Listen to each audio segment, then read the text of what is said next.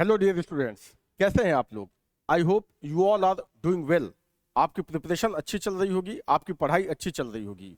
Okay और जैसा कि आपको पता है कि इस समय हमारी सीरीज चल रही है एमसीक्यूज की ऑफ हिस्ट्री एंड पॉलिटी। तो इसमें हिस्ट्री और पॉलिटी ये खुद मैं हैंडल कर रहा हूँ, इसको मैं देख रहा हूँ, राइट। और इसमें मैं आपके लिए लेकर आ रहा हूँ टॉप एमसीक्यूज, राइट, जो बहुत इंपॉर्टेंट होने वाले हैं from your examination point of view, right.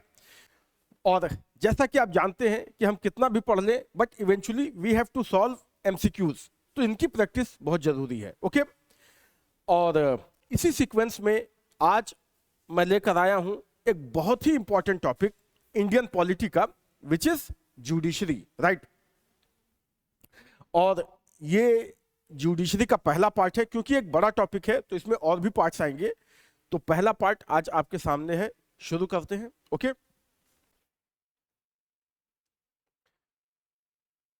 And first question on your screen is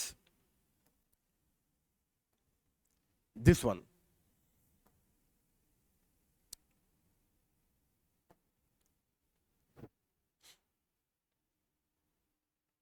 The power to increase the number of judges in the Supreme Court of India vested in.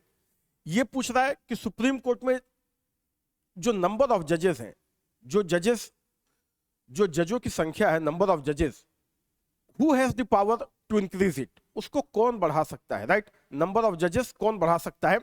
तो जैसे आज supreme court में कितने जज हैं?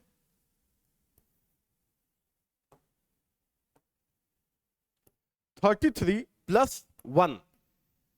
33 plus 1 लिखने का क्या मतलब? 1 means chief justice of India, so chief justice of India and 33 other judges, hence 33 plus 1, right. 1 chief justice and 33 other judges.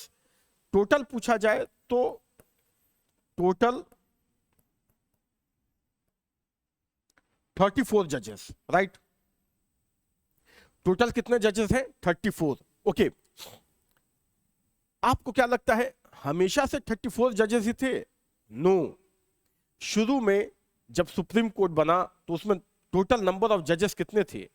Just 7, right, just 7।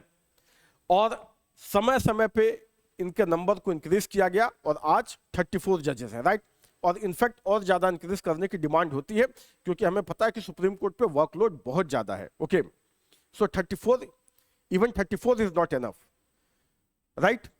अब क्वेश्चन ये पूछा है कि ये जो नंबर है वो कौन इंक्रीज करता है, किसके पास पावर है, राइट। नंबर ऑफ जजेस इंक्रीज करने की पावर किसके पास है? The power to increase the number of जजेस in the supreme court of India vested in the president of India, the Parliament, the chief justice of India, the Law Commission. It is vested in the Parliament. Number of जजेस increase करने की power है parliament के पास, right. तो parliament के पास power है to increase the number of जजेस, राइट। और समय समय पे, और इसके लिए कोई अमेंडमेंट नहीं करना पड़ता कॉन्स्टिट्यूशन में, ये बस ऑर्डिनरी लॉ से पास हो जाता है, right, just by the simple majority. तो टाइम टाइम पे जब भी पार्लियामेंट को लगता है कि जजेस के नंबर को इंक्रीज करना चाहिए तो वो ऐसा लॉ पास कर देती है और नंबर बढ़ जाता है, राइट। तो ऐसा कई बार हो चुका है, I think 4-5 times the number of जजेस has been increased, right. So here right answer is option B. Next question on your screen is, who appoint the judges of Supreme Court? Supreme Court के जजेस को कौन appoint करता है? Prime minister, president, chief justice of India, ombudsman. चाहे Supreme Court हो चाहे High Court हो, ठीक है, मतलब higher judiciary, both supreme court and high Court, जजेस को कौन अपॉइंट करता है? President of India, right. So here right answer is option B, president of India. Okay so article 124 में लिखा है the president of India appoint the जजेस under his hand and seal, right. So okay so here right answer is option B, simple fact है। now next question on your screen is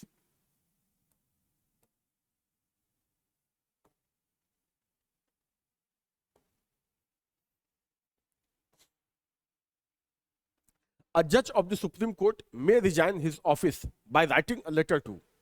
supreme court का जज अगर उसे resign करना हो तो वो किसको एड्रेस करेगा, राइट? वो अपना रेजिग्नेशन किसको देता है? उसे अपॉइंट कौन करता है? यहां पे चार ऑप्शन दिए हुए, chief justice, president, prime minister and the law minister. Who is the appointing authority? We all know, अभी हमने देखा president, right?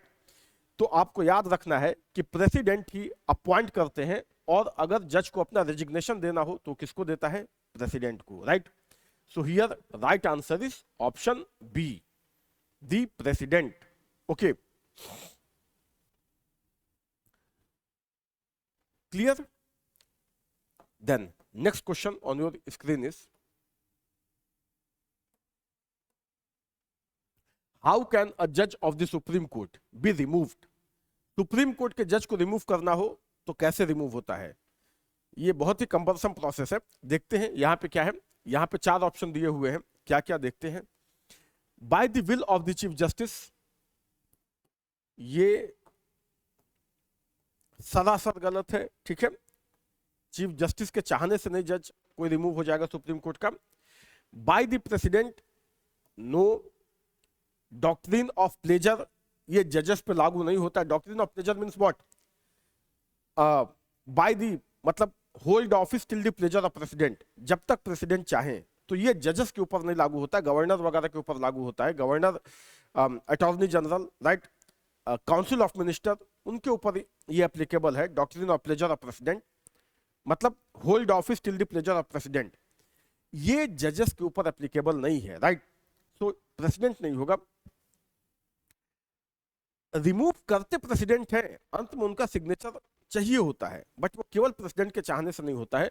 So by the president on the recommendation of chief justice of supreme Court, ये भी गलत है. By the president on the recommendation of the parliament, yes, here D is the right answer. यहां D right answer है. अगर किसी जज को रिमूव करना हो तो पहले क्या करना पड़ेगा?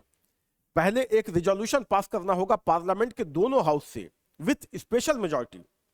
It means absolute majority of the house, मतलब more than 50% of total strength of house plus 2/3 member present and voting. जब इस मेजॉरिटी से रिजोल्यूशन पास होगा दोनों हाउस से, राइट, लोकसभा से भी राज्यसभा से भी, उसके बाद वो प्रेसिडेंट के पास जाएगा, और जब वो अपनी सहमति दे देंगे, अपना कॉन्सेंट दे देंगे, तो जज को रिमूव किया जाएगा. So here right answer is option D. Okay,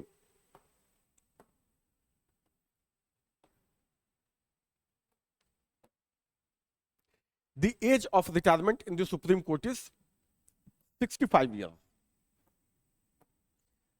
एक फैक्चुअल क्वेश्चन है ये. Age of retirement in supreme court is 65 years. तो सुप्रीम कोर्ट के जज की रिटायरमेंट एज होती है 65 ईयर्स, और हाई कोर्ट के जज की रिटायरमेंट एज क्या होती है? 62 years. Okay, so for high court 62, ये आपको याद रखना है. Supreme court 65 and high court 62. Okay, now next question on your screen is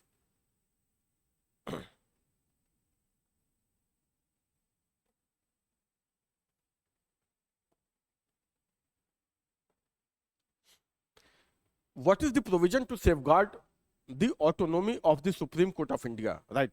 supreme court के ऑटोनॉमी को कैसे सेफगार्ड किया जाता है? यहां पर चार ऑप्शन दिए हुए देखते हैं.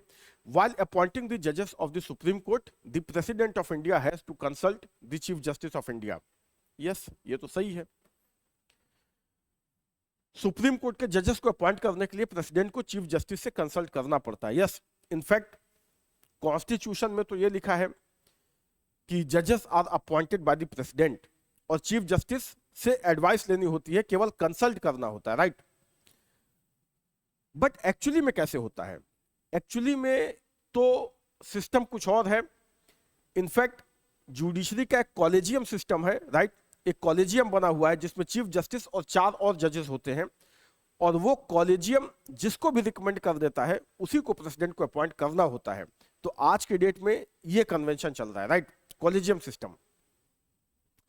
तो ये तो सही है, फर्स्ट ऑप्शन इज राइट। फिर और क्या है, सेकंड, द जजेस of the supreme court can be removed by the chief justice of India only. No, wrong. अभी हमने देखा कि किस तरीके से जजेस को रिमूव किया जाता है, सो उसमें चीफ जस्टिस का कोई रोल नहीं होता है एज सच। फिर है द सैलरीज ऑफ द जजेस are charged on the consolidated fund of India. बिल्कुल सही बात है, charge on the consolidated fund of India to which the legislature does not have to vote. Yes, जो जजेस की सैलरी होती है वो सीएफआई से आती है, कंसोलिडेटेड फंड ऑफ इंडिया, और ये चार्ज एक्सपेंडिचर होता है, मतलब पार्लियामेंट इस पे वोट नहीं कर सकती। इन सिंपल वर्ड, इसे रिड्यूस नहीं किया जा सकता है, पार्लियामेंट ये नहीं डिसाइड कर सकती कि सैलरी को कम कर दिया जाए, राइट। उन्हें एनी हाउ इस पे सहमति देनी ही देनी होती है। तो ये वोटेबल एक्सपेंडिचर नहीं होता है, ओके, ये आपको याद रखना है। So third statement is also right. Fourth क्या है, all the appointments of the officers and staffs of the Supreme Court of India, okay, are made by the government. No, only after consulting the Chief Justice of India. No, all the appointments of officers and staff of Supreme Court of India are made by Supreme Court itself, right? ये chief justice की निगरानी में होता है, और अपने judiciary के staff का अपॉइंटमेंट, उसके सर्विस के टर्म्स कंडीशन, वो सब कुछ सीजीआई डिसाइड करते हैं, राइट। ये सब जुडिशरी इन मामलों में ऑटोनोमस है, इसमें गवर्नमेंट का इंटरफेरेंस नहीं होता है, राइट।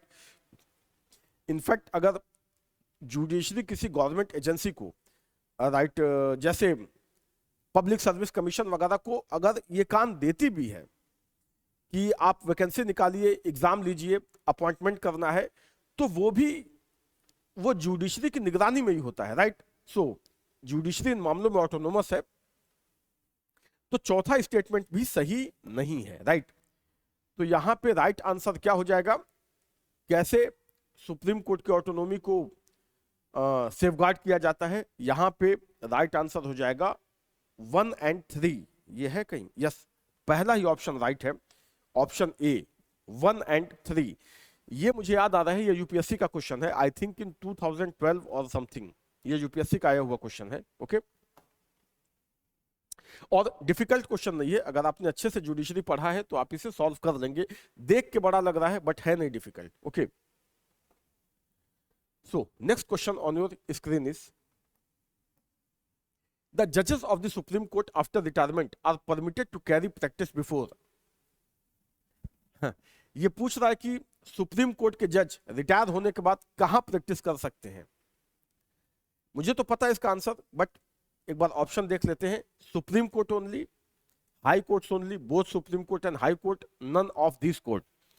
इनफैक्ट सुप्रीम कोर्ट के जज रिटायर होने के बाद कहीं भी प्रैक्टिस नहीं कर सकते हैं। जब जज बन के रिटायर हो गए तो फिर वहां प्रैक्टिस तो वो कहीं भी प्रैक्टिस नहीं कर सकते हैं। So here right answer is option D, none of the court. ये आपको याद रखना है कि सुप्रीम कोर्ट के जज रिटायर होने के बाद कहीं प्रैक्टिस नहीं कर सकते, right, none of the court, option D is the right answer.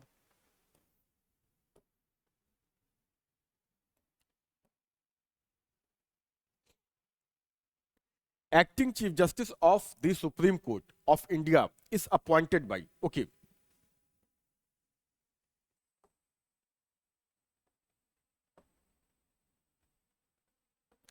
Acting chief justice की बात हो रहा है, acting chief justice of the supreme court of India is appointed by. एक्टिंग चीफ जस्टिस का मतलब क्या होता है, अगर ये दिया है आर्टिकल 126 में, right, acting chief justice means what, अगर सुप्रीम कोर्ट के जज, अगर sorry chief justice of India, अगर चीफ जस्टिस ऑफ इंडिया किसी वजह से अपनी ड्यूटी उसको फुलफिल करने में अगर वो अनेबल है, राइट, मतलब उनकी तबीयत खराब है या वो अवेलेबल नहीं है, राइट, तो एक्टिंग चीफ जस्टिस अपॉइंट किया जाता है तब तक जब तक कि सीजीआई वापस से अपने ऑफिस को रिज्यूम ना कर ले, राइट, उतने दिन के लिए। ऑफ कोर्स इसीलिए इन्हें एक्टिंग चीफ जस्टिस बोलते हैं। और कौन अपॉइंट करता है इनको?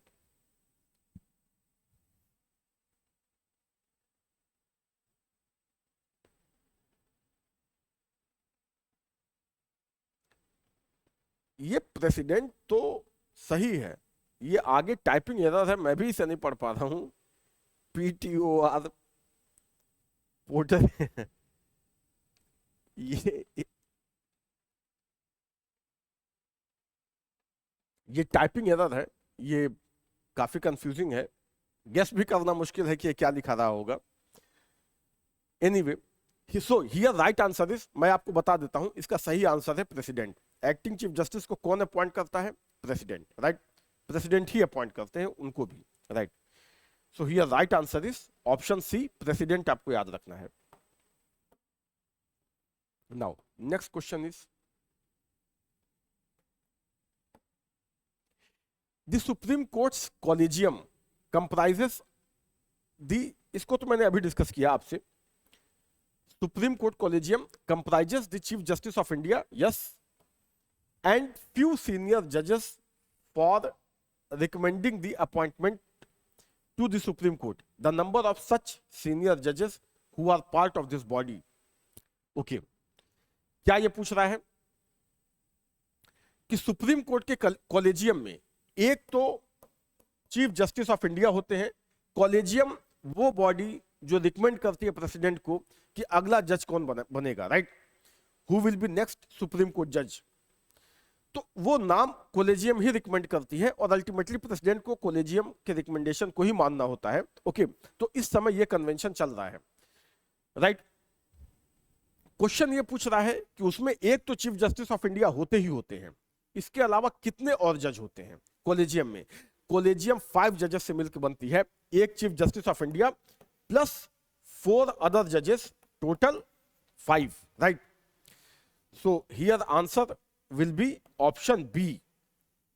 मतलब यहां पे तो लिख दिया है ना, अगर ये पूछता कि कॉलेजियम में कितने मेंबर होते हैं, टोटल कितने जजेस होते हैं, तो इसका आंसर होता 5।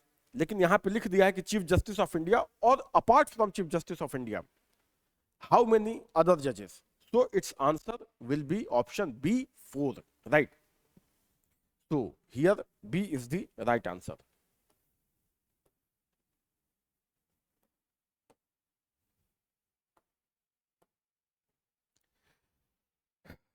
एडहॉक जजेस की बात पूछ रहा है। एडहॉक जजेस are appointed in the supreme court when, okay, सम जजेस गो ऑन लॉन्ग लीव, नहीं, लीव से तो मतलब नहीं है।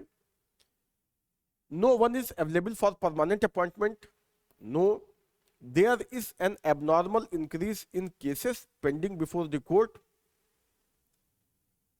ये हाई कोर्ट के ऊपर एप्लीकेबल होता है, ये सी वाला। और डी क्या है? There is no quorum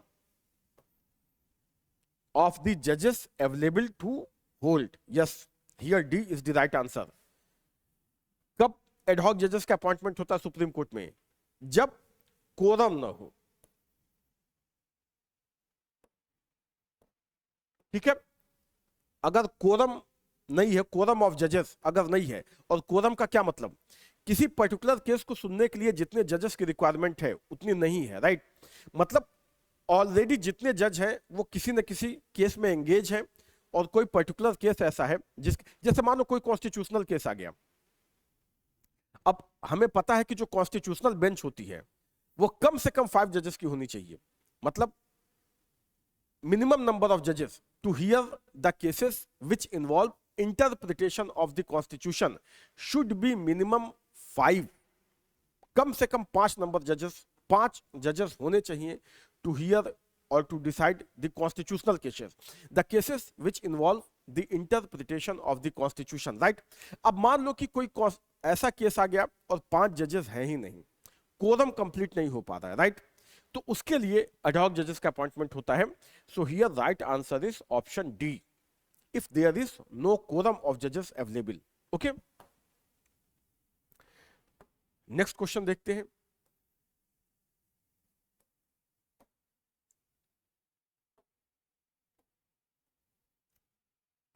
The minimum number of judges of the Supreme Court. The minimum number of जजेस of the supreme Court required for hearing any case, okay, involving interpretation, अभी मैंने डिस्कस किया, ठीक है, अभी इसको मैंने डिस्कस किया, मिनिमम कितने जज होने चाहिए to hear those cases which involve interpretation of the constitution, 5, अभी मैंने मिनिमम 5 होने चाहिए, राइट, कम से कम 5 से ज्यादा हो सकते हैं, इससे कम नहीं हो सकते, okay, so which involve interpretation of the constitution, तो ये आपको याद रखना है, इसे बोला जाता है कॉन्स्टिट्यूशनल बेंच, तो कॉन्स्टिट्यूशनल बेंच कम से कम 5 जजेस की होती है, okay.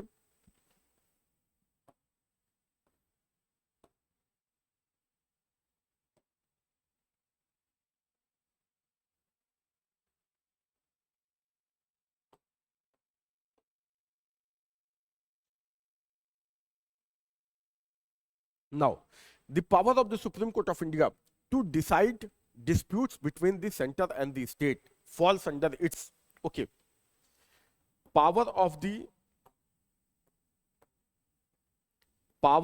Supreme Court of India to decide dispute between center and state falls under its, देखो सुप्रीम कोर्ट के कई तरह के jurisdiction होते हैं, okay, original jurisdiction, appellate jurisdiction, advisory jurisdiction, right, special leave to appeal, तो सुप्रीम कोर्ट के बहुत तरह के जुरिस्डिक्शन होते हैं, मेनली 4 तरह के, रिव्यू जुरिस्डिक्शन, और ये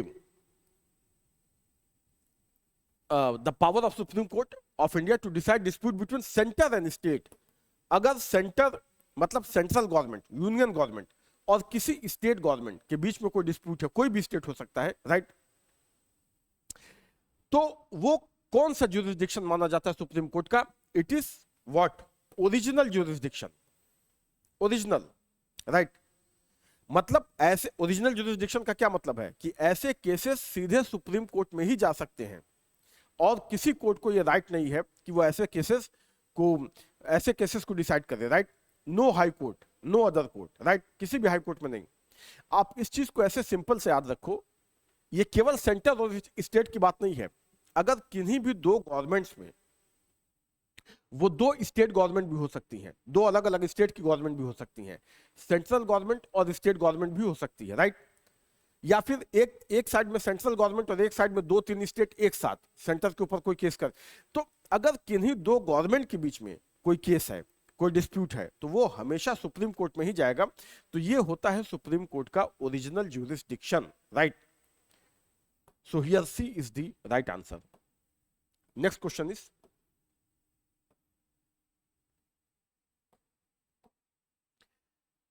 which of the following statement is not true about the power of the Supreme Court of India? Okay, यहां 4 स्टेटमेंट दिए हुए हैं और हमें यह बताना है, ये सारे सुप्रीम कोर्ट के पावर की बात कर रहे हैं, हमें यह बताना है कि इनमें से क्या सुप्रीम कोर्ट की पावर नहीं है और क्या उसके बारे में क्या सही नहीं है, राइट, देखते हैं। पहला स्टेटमेंट क्या है? इट हैज द एक्सक्लूसिव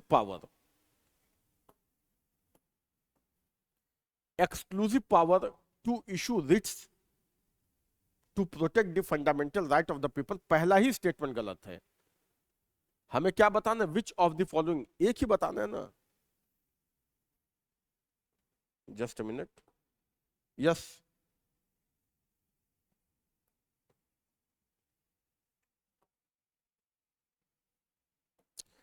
पहले स्टेटमेंट से हमको अपना आंसर मिल गया। ये क्या कह रहा है? It has the exclusive power to issue writ to protect the fundamental right of the people. No, writ jurisdiction supreme court का ओरिजिनल ज्यूरिसडिक्शन तो होता है, एक्सक्लूसिव नहीं होता है, right. Supreme court writ issue कर सकती है to protect fundamental right under article 32, लेकिन रिट इशू करने की पावर हाईकोर्ट के पास भी होती है अंडर आर्टिकल 226, राइट। तो ये ओरिजिनल ज्यूरिसडिक्शन तो है, एक्सक्लूसिव नहीं है। तो पहला ही ऑप्शन, मतलब ये पहला स्टेटमेंट ही गलत है सुप्रीम कोर्ट के पावर के बारे में। हमें एक ही बताना है तो हमें आंसर तो अपना मिल ही गया, बाकी भी देख लो। It has original and exclusive jurisdiction in intergovernmental dispute, बिल्कुल सही बात है, बाकी तो सही ही होंगे, बट मैं आपके लिए पढ़ देता हूं। It has advisory jurisdiction on the question of law और fact which can be referred, हो गया, which can be referred to it by the president of India, yes बिल्कुल सही बात है, under article 143, right. Then it has power to review its own judgment और order, बिल्कुल सही बात है, under article 137 Supreme Court has review jurisdiction also. So ये तीनों सही है, option A is here the right answer, मतलब ये सुप्रीम कोर्ट के पावर के बारे में सही नहीं है, right. Next question, which of the following court in India is known as court of record? Okay, court of record, पहले ये समझते हैं कि कोर्ट ऑफ रिकॉर्ड का मतलब क्या होता है। Known as court of record, court of record का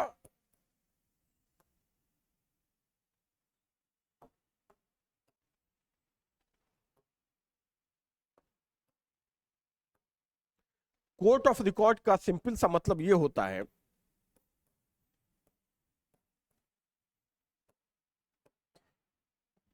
कि सुप्रीम कोर्ट के जो भी जजमेंट है, राइट, वो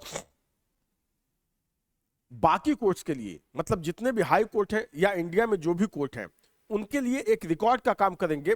मतलब उसके जो जजमेंट हैं वो बाकी कोर्ट के लिए एक बेंचमार्क का काम करेंगे।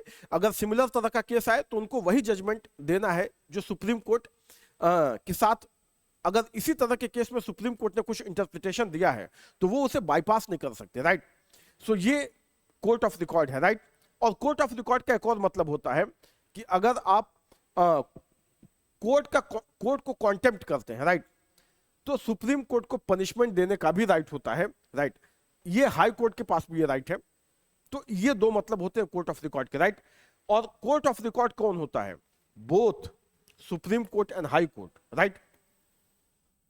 हाई कोर्ट के भी judgment as a record use किए जाते हैं, हालांकि हाई कोर्ट के जजमेंट सुप्रीम कोर्ट के लिए एज ए रिकॉर्ड नहीं यूज किए जाते हैं, बाकी के लोअर कोर्ट के लिए। और सुप्रीम कोर्ट के जजमेंट, उसके जो डिसीजन है वो इंडिया में जितने कोर्ट है सबके लिए कोर्ट ऑफ रिकॉर्ड होता है, राइट। तो ये है, here right answer is option C, दोनों ही कोर्ट ऑफ रिकॉर्ड माने जाते हैं। Supreme court under article 1 I think it's 129, right, and high court under 215, high court under 215 court of record है। और सुप्रीम कोर्ट का मुझे थोड़ा कंफ्यूजन हो रहा है, बट आई एम श्योर 80% तक मैं श्योर हूं इट इज आर्टिकल 129, राइट।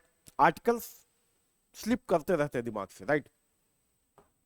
तो इन्हें आप, मतलब मैं तो बहुत दिन बाद इस टॉपिक को देख रहा हूं, लेकिन आप इसे बार बार रिवाइज करते रहिए, okay. But I think it's 129, okay. Now next question is,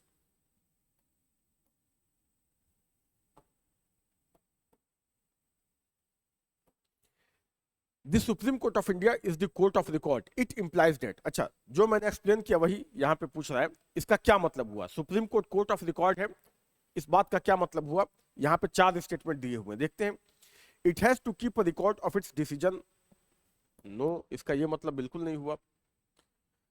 all recorded तो सारे डिसीजन वैसे ही होते ही हैं। All it's decisions have evidently value and can not be question in any court, yes, ये सही है, ठीक है। इसके डिसीजन के एविडेंटली, वही बात जो मैं अभी थोड़ी देर पहले समझा रहा था कि अगर सुप्रीम कोर्ट ने किसी केस में, सिमिलर केस में कोई डिसीजन दिया है, राइट, तो वकील उस बात को कोट करते हैं इन लोअर कोर्ट, हाई कोर्ट और इन एनी अदर कोर्ट कि इस केस में सुप्रीम कोर्ट का ये डिसीजन आया, तो मतलब वो जज के लिए इंडिकेशन होता है कि आपको भी यही डिसीजन देना चाहिए, राइट। तो उसके डिसीजन बाकी कोर्ट्स के लिए रिकॉर्ड का काम करते हैं, राइट, ये। और यहां पे सी भी सही है, it has power to punish contempt. D क्या है? No appeal can be made against his decision, no, ये बिल्कुल नहीं है। यहां पर 2 ऑप्शन सही हैं, राइट। तो आई थिंक ये कभी कभी कमीशन भी गलत क्वेश्चन बना देता है, राइट। तो यहां पे अगर इस तरह का क्वेश्चन बाय चांस एग्जाम में आ जाता है तो आप मान के चलो कि उस क्वेश्चन पे ऑब्जेक्शन होगा, राइट।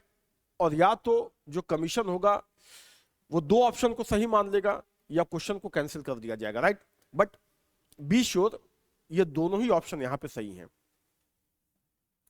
तो मेरी तो ये बिल्कुल मजबूरी नहीं है कि मुझे लिखा चाहे है यहां पे कि इनमें से कोई एक हमें बताना है, ठीक है, सुप्रीम कोर्ट ऑफ इंडिया को इट इंप्लाइज दैट, और हमें से को एक आंसर चूज करना है। बट यहां पे मैं एग्जाम तो दे नहीं रहा हूं, तो मेरी रिस्पॉन्सिबिलिटी है आपको सही आंसर बताना, सही इंफॉर्मेशन देना, राइट। तो यहां पे दोनों ही ऑप्शन सही हैं, राइट, ये दोनों ऑप्शन सही हैं। होपफुली आपको ऐसी गलती ना हो, इस तरह का एरर ना हो आयोग की तरफ से, बट स्टिल अगर हो जाता है तो इस पे ऑब्जेक्शन होगा, राइट। तो आप बी सी में से, अब चूंकि एक ही चूज करना है तो आप बी सी में से कोई भी एक आप उस पर टिक कर सकते हैं, राइट। ये दोनों ही ऑप्शन सही हैं।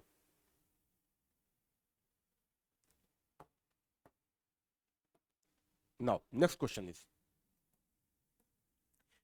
in which of the following cases the Supreme Court of India enunciated the doctrine of basic structure? Okay, इसे मैं पहले भी कई बार डिस्कस कर चुका हूं, क्योंकि पॉलिटिक्स सीरीज तो हमारी बहुत दिन से चल रही है ना, तो इसे, ये बहुत ही फेमस है डॉक्ट्रिन ऑफ बेसिक स्ट्रक्चर। ये किस केस में सुप्रीम कोर्ट ने दिया था?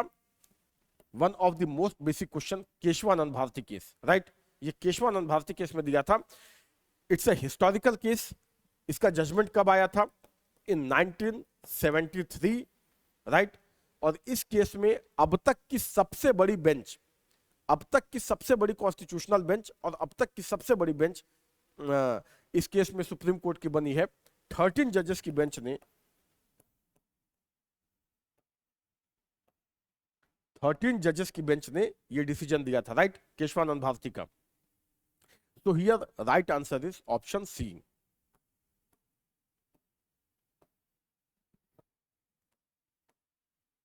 The source of the basic structure theory of the Constitution of India is, simple सी बात है, जुडिशियल डिसीजन और जुडिशियल इंटरप्रिटेशन। क्योंकि बेसिक स्ट्रक्चर की बात कॉन्स्टिट्यूशन में तो कहीं डायरेक्टली की नहीं गई है, तो इसका सोर्स क्या है? Decision of Kesavananda Bharati case. So judicial decision, right. Constitution no, judicial interpretation, right. Here B is the right answer. जो अभी हमने बोला, जुडिशियल डिसीजन होता तो भी सही आंसर होता, interpretation both are same, right. So here B is the right answer.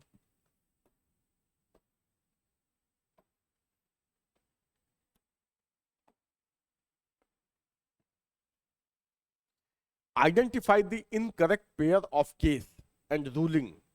Identify the incorrect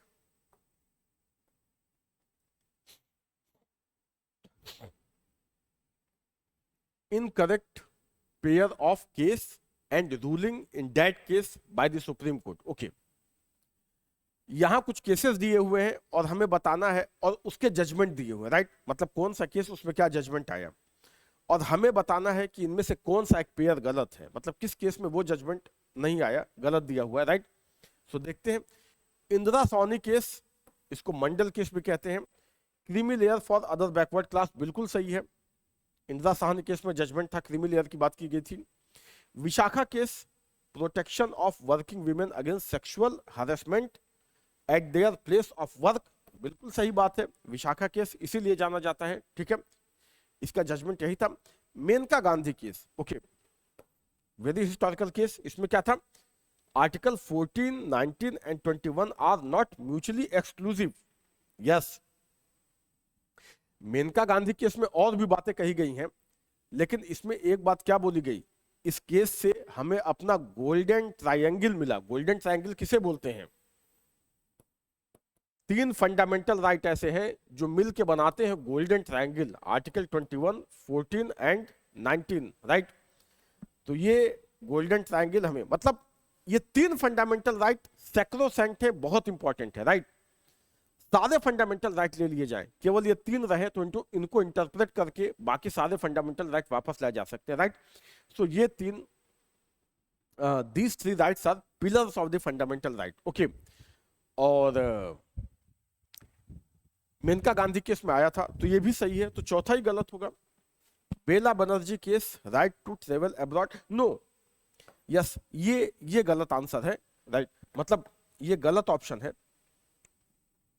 ये जो बेला बनर्जी केस में लिखा है, right to travel abroad is a part of personal liberty, in fact ये भी मेनका गांधी केस का ही जजमेंट है।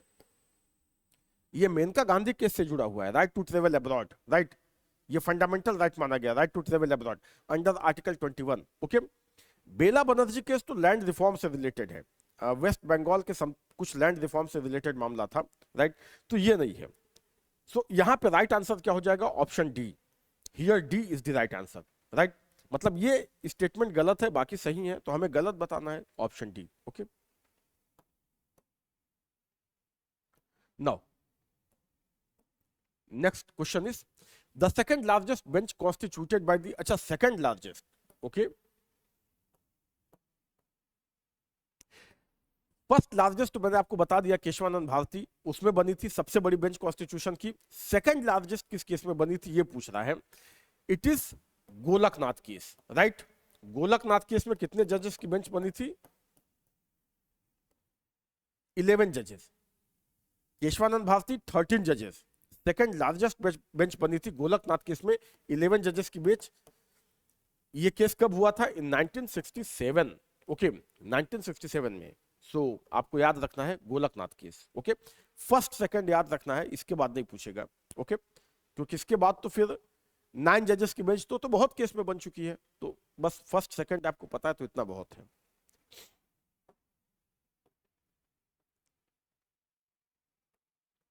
Then consider the following statement and state which one of them is correct. अच्छा, 4 स्टेटमेंट है, एक ही इनमें सही है, बाकी गलत है, राइट, तो हमें करेक्ट बताना है ना, देखते हैं।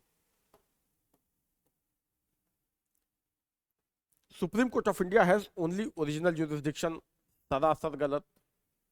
अभी हमने देखा शुरू में सुप्रीम कोर्ट के कितने तरह के ज्यूरिसडिक्शन होते हैं, right, original jurisdiction, appellate jurisdiction, advisory jurisdiction, review jurisdiction. It has only original and appellate jurisdiction, ये भी गलत। It has advisory and appellate, बिल्कुल गलत। तो चौथा ही सही होगा फिर, एक ही, it has original, appellate as well as advisory jurisdiction, बिल्कुल सही, okay, so here most appropriate answer is option D, okay, यहां क्या सही हो जाएगा, option D.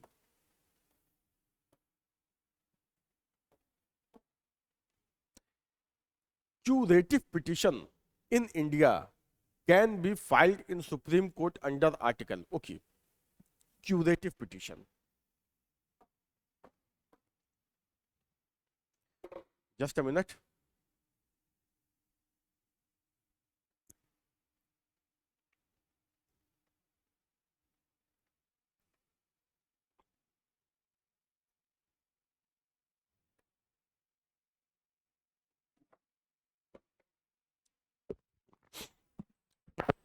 curative petition in India can be filed in Supreme Court under the article, ये इसका option हो जाएगा option C, under article 142, right. Curative petition को आर्टिकल 142 के अंडर फाइल किया जा सकता है। क्या है क्यूरेटिव पिटीशन, ये एक एक्स्ट्राऑर्डिनरी टूल है in the hand of supreme court, right. इसमें यह है कि सुप्रीम कोर्ट का जजमेंट आ गया, राइट, रिव्यू ज्यूरिसडिक्शन जितने मतलब नॉर्मल कोर्स है वो सब आपने फॉलो किया, अपील के थ्रू गए, सुप्रीम कोर्ट का जजमेंट भी आ गया, बट स्टिल लग रहा है कि नेचुरल जस्टिस नहीं हुआ है, राइट, और कंप्लीट जस्टिस नहीं हुआ है, तो आप एक क्यूरेटिव पिटीशन सुप्रीम कोर्ट में फाइल कर सकते हैं, ठीक है, कि मतलब आपका जो डिसीजन है, आप देखिए इसमें अभी कुछ इसको क्योर करने का मतलब क्यूरेटिव, इसमें सुधार की गुंजाइश है, राइट, तो फाइनल डिसीजन के अगेंस्ट भी इसको फाइल किया जा सकता है और सुप्रीम कोर्ट इसे एक्सेप्ट करेगा और वो इस पे, though it's extraordinary, it depends on supreme court whether to accept it और नॉट, लेकिन अगर वो करता है तो अपने फाइनल जजमेंट को भी चेंज करने का सुप्रीम कोर्ट के पास पावर है, राइट, तो ये है curative petition under article 142, okay. Then next question is which article of the constitution permits the supreme court to review its judgment or order, okay, मैंने बताया था रिव्यू ज्यूरिसडिक्शन भी होता है, बस ये पूछ रहा है कि किस आर्टिकल में है, it is article 137, right, article 137, article 137 में रिव्यू जुरिस्डिक्शन की बात, मतलब सुप्रीम कोर्ट के जजमेंट बाकियों के लिए तो रिकॉर्ड का काम करेंगे, राइट, उनके लिए एविडेंस का काम करेंगे, बट सुप्रीम कोर्ट के अपने ऊपर वो बाइंडिंग नहीं है। सुप्रीम कोर्ट चाहे तो अपने जजमेंट को बदल सकता है। तो ऐसा हमने कई बार देखा कि सुप्रीम कोर्ट ने किसी केस में कोई बात बोली और उसके 10, 20, 30 साल बाद कोई एक उससे भी बड़ी बेंच आती है और वो उस जजमेंट को बदल देती है, राइट। तो ये हो सकता है, और ये पावर सुप्रीम कोर्ट को कहां मिली है? Under article 137। Okay,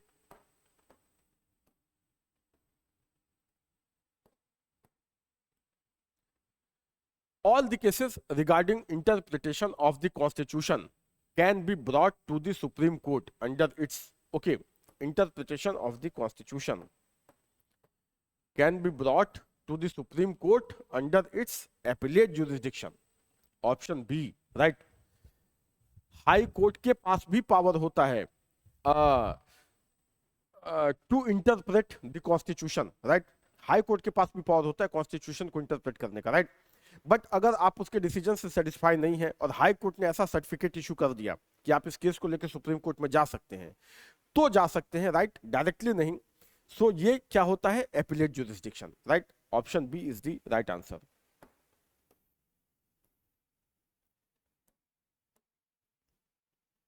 Which one of following is correct with regard to the power to review any judgment? Okay, review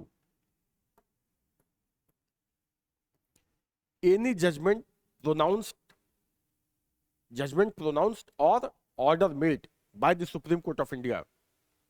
Okay, 4 statement दिए हुए हैं। सुप्रीम कोर्ट अगर कोई जजमेंट देता है, डिसीजन देता है, तो उसके रिगार्डिंग इनमें से इस करेक्ट बताना ना, तो मतलब 3 गलत होंगे, कोई एक सही होगा। कौन सा है ये हमें बताना है, देखते हैं। The president of India has the power to review such judgment और order, not at all, right. Supreme court के जजमेंट को कोई और रिव्यू नहीं कर सकता, सुप्रीम कोर्ट ही रिव्यू करेगा। The supreme Court has the power to review its judgment और ऑर्डर, बिल्कुल सही। सुप्रीम, अभी इसको हमने डिटेल में डिस्कस किया इससे पहले वाले क्वेश्चन में, तो आंसर तो हमें मिल ही गया, बी। बाकी क्या है? बाकी दोनों गलत ही होंगे। The cabinet has the power to review, सवाल ही नहीं उठता, कैबिनेट सुप्रीम कोर्ट के जजमेंट को रिव्यू नहीं कर सकता। The supreme court does not have the power to review, ये तो इसका अपोजिट हो जाएगा। So here right answer is option B. इसको तो हमने अभी डिस्कस किया है। सुप्रीम कोर्ट के पास केवल पावर होता है कि अपने जजमेंट को बदल सके, और किसी कोर्ट के पास और किसी के पास ये पावर नहीं होता, right. Neither cabinet nor president nor parliament, right. Parliament law पास कर सकती है, यस। सुप्रीम कोर्ट ने अगर कोई जजमेंट दिया तो पार्लियामेंट कोई लॉ पास करके वो जजमेंट को चेंज नहीं करती है, जजमेंट को टच नहीं कर सकती, बट ऐसा लॉ पास कर सकती है कि वो जजमेंट का इफेक्ट कम हो जाए, राइट, मतलब वो नलिफाई हो जाए ऑलमोस्ट, राइट। तो ये हो सकता है, बट जजमेंट को तो कोई चेंज नहीं कर सकता, कोई रिव्यू नहीं कर सकता, right. Supreme court is supreme, जो उसने कह दिया वो कह दिया। So here B is the right answer. तो ये थे आज के कुछ क्वेश्चन।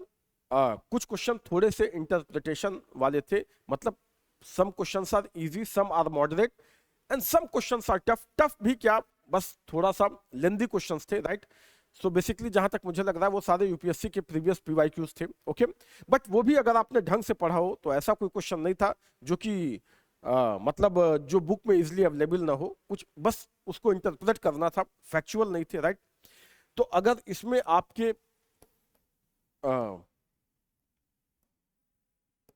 20+ क्वेश्चन अगर आपके सही हैं तो ठीक है, फिर आप मतलब जुडिशरी पे आपके, वैसे तो सारे ही सही होने चाहिए, एक भी गलत नहीं होना चाहिए, बट स्टिल अगर 20+ भी सही है तो अच्छी बात है, ठीक है।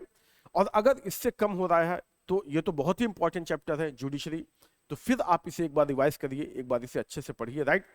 और उसके बाद वापस से आप इस वीडियो पे आइए, इन क्वेश्चंस को सॉल्व करिए, okay. So this questions are tried and tested, ये क्वेश्चंस आते ही रहते हैं इस चैप्टर से, इसी तरह के क्वेश्चन आते हैं, ओके। सो ये हमने, और ये जुडिशरी के भी और भी सेशंस आएंगे, उसको हम डिस्कस, क्योंकि ये बड़ा चैप्टर है तो अभी हाई कोर्ट की बात होगी, राइट, और भी कुछ पावर्स की बात होगी, तो इसको हम देखेंगे in the next session, right. इसको हम कंटिन्यू करेंगे और फिर आगे बाकी सारे फर्दर टॉपिक्स करेंगे, राइट। तो इस तरीके से सिस्टमेटिक तरीके से हम सारे ही टॉपिक्स कवर कर रहे हैं आपके लिए, ओके।